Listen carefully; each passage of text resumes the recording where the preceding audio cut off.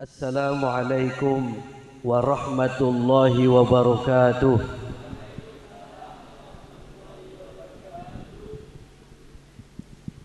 Bismillahirrahmanirrahim. Alhamdulillahi rabbil alamin. Ar-Rahmanir Rahim. Maliki yaumiddin. Iyyaka na'budu wa iyyaka nasta'in. Ihdinas siratal mustaqim. Siratal ladzina an'amta 'alaihim ghairil maghdubi 'alaihim waladdallin. Amin. Yang saya hormati Sohibul Bait, Ibu Nyai beserta keluarga.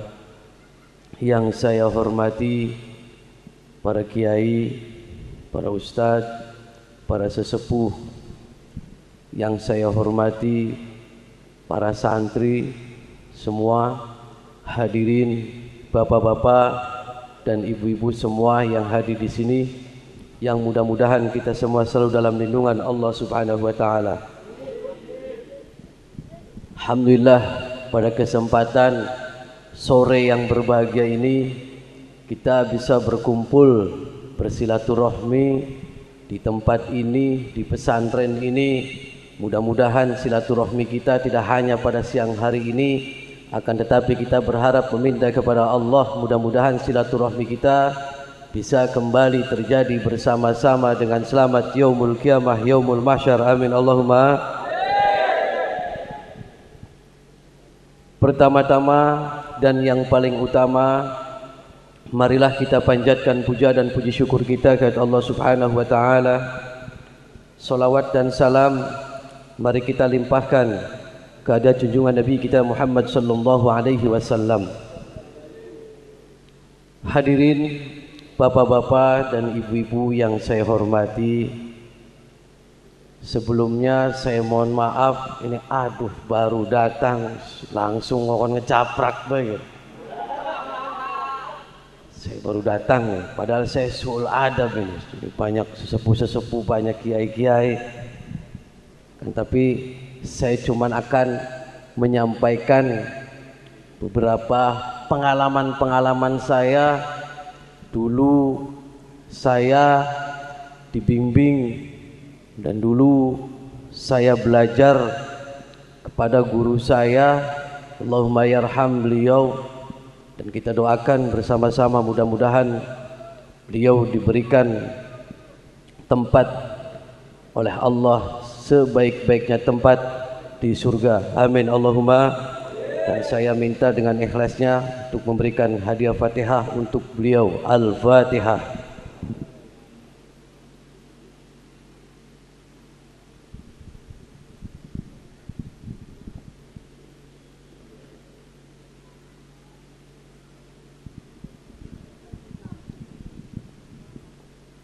Hadirin bapak-bapak dan ibu-ibu yang saya hormati, ini ada sahabat subscriber kan ya? Ada. Waduh, subscriber. Semangat. Jadi begini Pak, saya cerita sedikit ya, pengalaman saya dengan beliau, dengan guru saya itu. Waktu pertama kali saya ketemu beliau, itu tahun 2004 Pak. 2004 Pak. Waktu itu saya dari Kewagean saya meluncur ke sini. Saya begitu ketemu dengan Abah Yai, saya cuman ngomong nama saya Ujang Bustomi. Kemudian beliau masuk ke kamar.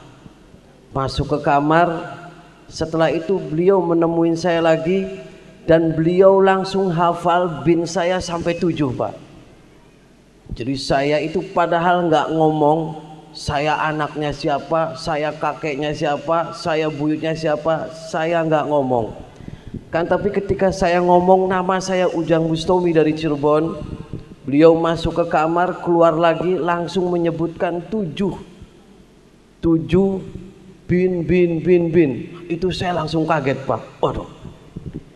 Setelah menyebutkan 7 bin, Beliau langsung ngomong ke saya sambil menundukkan kepalanya, ngomong, rumahnya ada danaunya ya. Padahal saya baru ketemu Pak, tapi beliau langsung mendeteksi rumah saya ada danau. Kan benar, saya depannya ada danau Situ Patok Pak, danaunya besar. Dan langsung cerita lagi. Ini sih cerita aja Pak, cerita. Kalau saya ceramah, saya sul adab ini di pesantren. Saya bukan santri, ngecaprak belah ya, caprak belah. Yang penting jangan takut setan belek ya, skepret, skepret, skepret. Jadi ketika beliau menyebutkan ada danau Situ Patoknya ya, saya kaget lagi Pak. Nah, setelah cerita danau Situ Patok, terus beliau langsung cerita. Jadi di danau itu ada siluman buaya. Waduh, langsung ceritanya siluman Pak. Saya ngeri maning baik ya. Ini ada siluman, itu buaya, buayanya itu tanpa berekor. Apa langkah buntut teh? Buaya darat sini, buaya darat ke, buaya darat.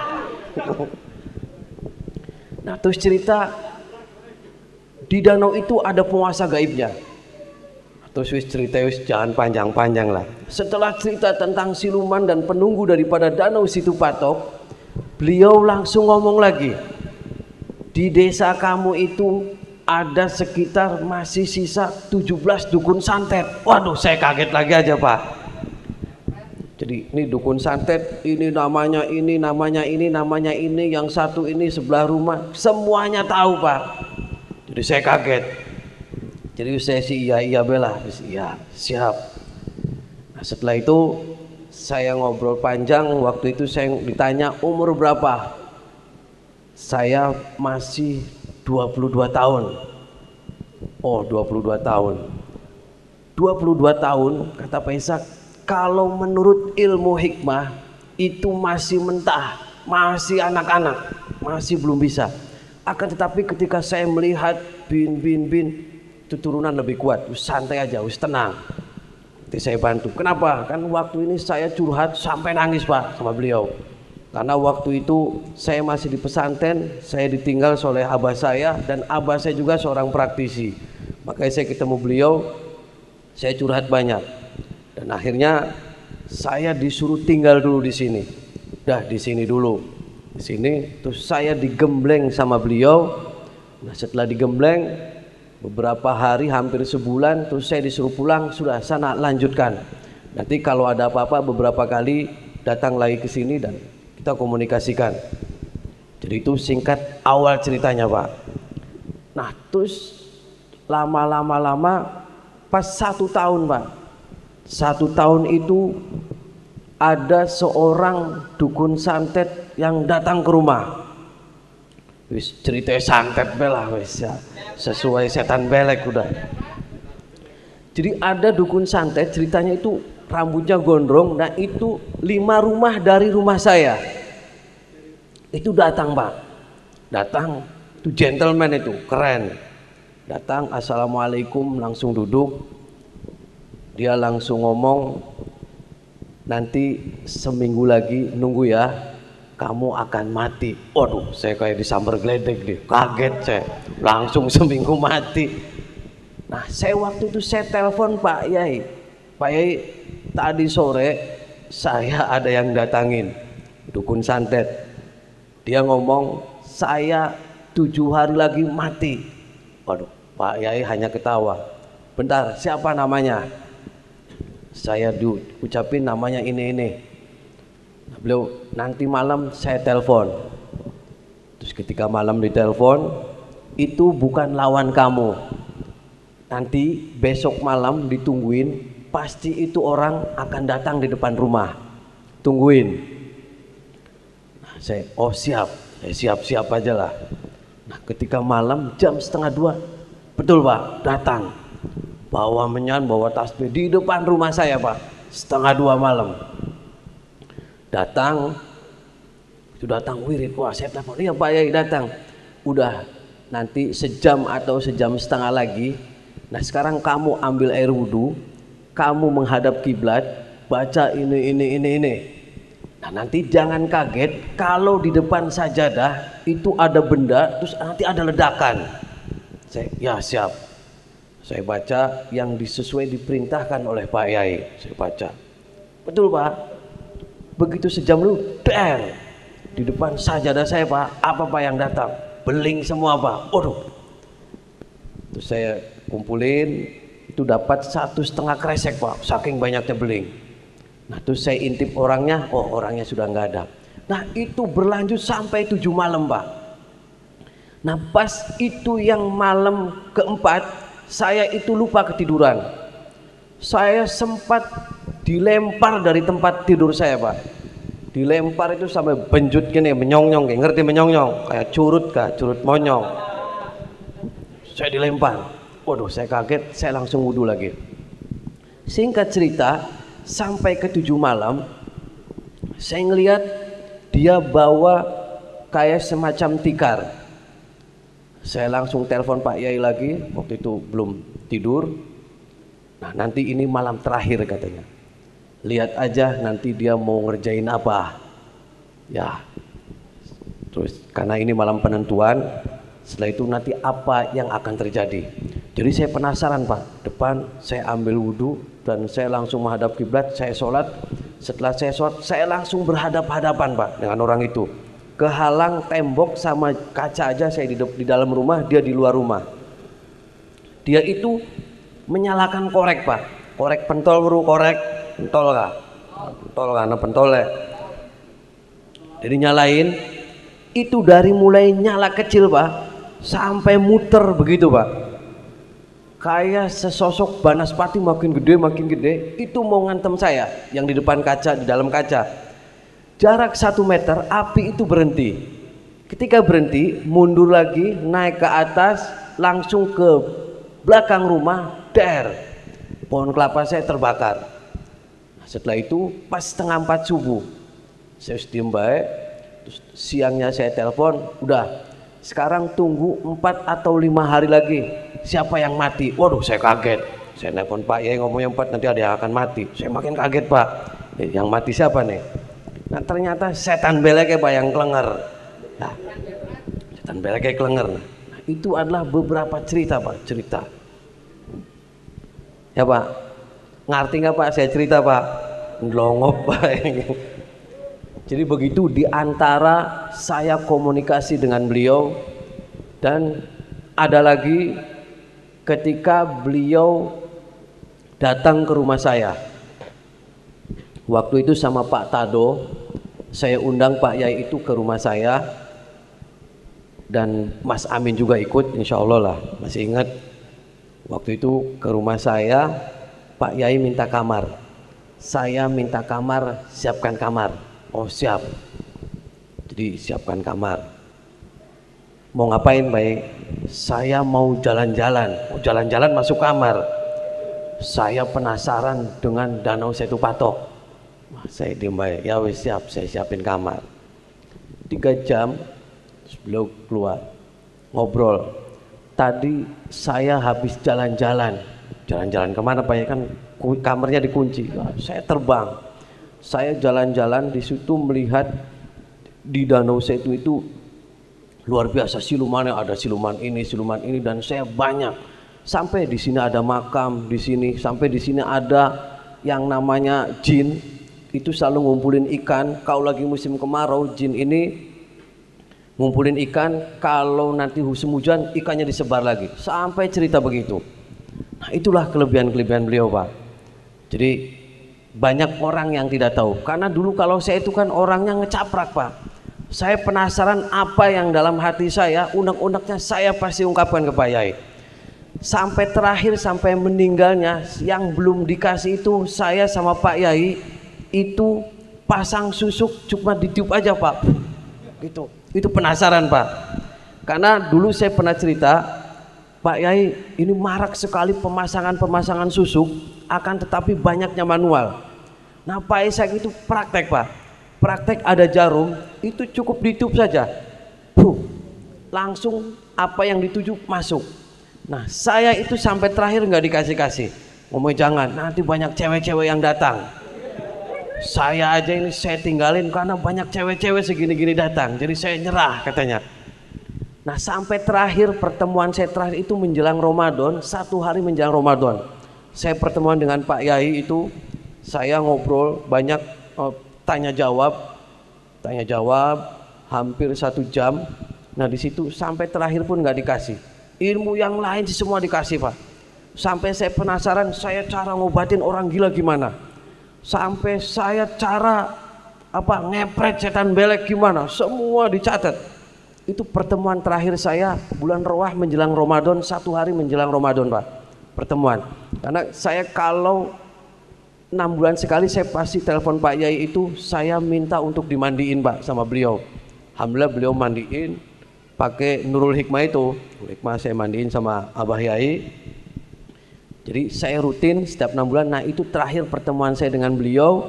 Nah ketika Ramadan ditelepon mendengar, saya kaget Pak, karena beliau luar biasa sekali. Karena waktu saya 2013 Pak, 2013 saya ziarah ke sini. Saya waktu itu saya di jalan Pak, mobilnya masih rental. Saya ziarah ke beliau ke sini, saya ancam nih Pak Yai. Pak Yai kalau pulang dari sini saya nggak beli mobil, saya nggak kesini lagi. Seminggu Pak saya bisa beli mobil. Rupanya Pak Yai, waduh ngancam nih rupanya. Saya ancam tuh kuburannya, kalau saya seminggu pulang dari sini saya nggak bisa beli mobil, saya nggak mau kesini lagi. Ternyata dikabul Pak sama Allah. Luar biasa itu Pak Yai. Pokoknya bakal selalu diancam Pak, diancam kalau enggak saya keduk ke kuburannya kan. Diancam aja wis. Tapi jangan anarkis. Insya Allah beliau baik dan insya Allah dikabul. Mudah-mudahan kita minta kepada Allah, mudah-mudahan beliau diberikan husnul khotimah, diampuni segala dosa-dosanya. Amin Allahumma amin. Jadi itu Pak, sekelumit cerita tentang saya dan beliau, banyak sekali orang yang tidak tahu. Nah termasuk beliau itu mentasih kitab Syamsul Ma'arif Pak. Saya kan tanya, Pak Yai kenapa sih Syamsul Ma'arif sampai ditasih? Itu gimana ceritanya? Jadi ceritanya Pak Yai itu di Jakarta ada suatu rumah yang sangat angker. Jadi setiap orang yang beli rumah dan menempati rumah itu pasti mati. Karena apa? Dimakan atau dicokot dengan setan belek. Nah, jadi Pak Yai datang ke sana sampai 40 hari 41 malam Pak Yai itu tidak tidur. Puasa mati geni sambil ngoret-ngoret, sambil bikin wafat, sambil mentasi Syamsul Ma'arif dan sambil aurat yang lain-lain.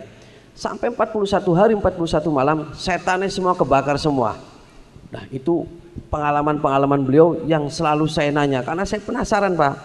Orang penasaran nih, sampai penasaran Pak Yai gimana sih cara ngilang, gimana sih cara nyantet orang. Saya sampai ngomong nyantet gimana, karena dukun santet harus disantet lagi ya.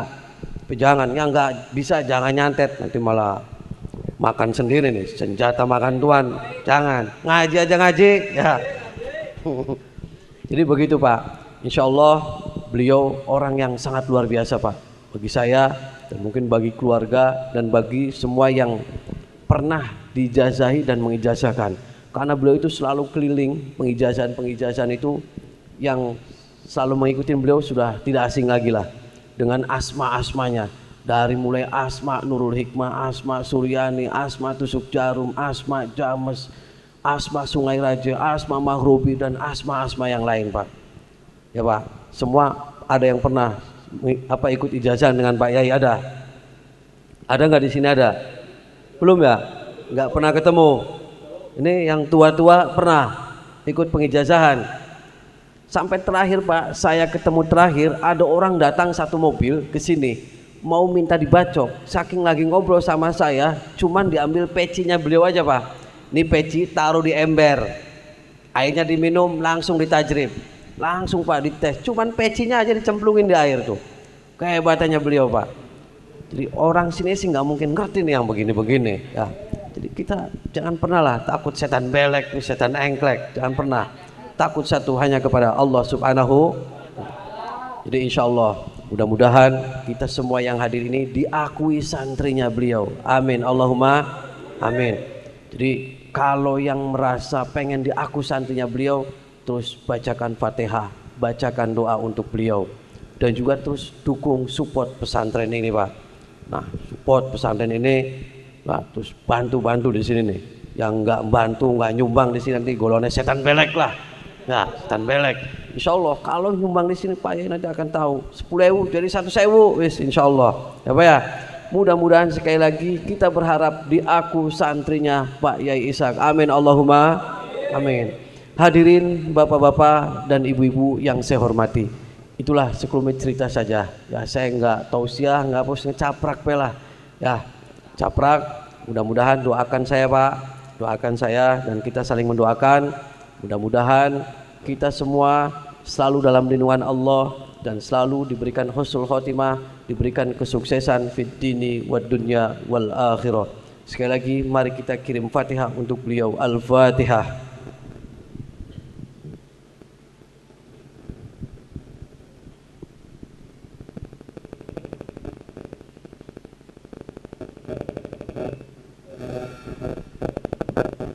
Mungkin dari saya cukup sekian saja.